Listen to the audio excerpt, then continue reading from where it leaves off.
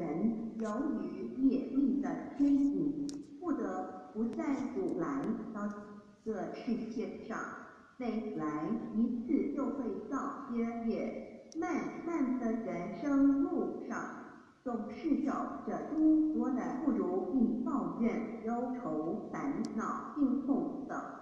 面对命运的枷锁与生死的轮回，却不知所措，更无法跳脱出来，实属无奈。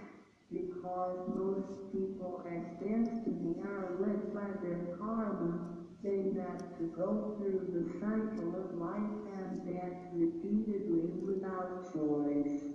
Each cycle of life and death would accumulate some karma, good and bad.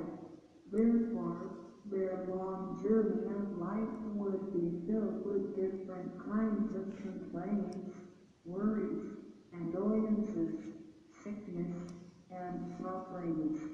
Life's journey is never what we expected.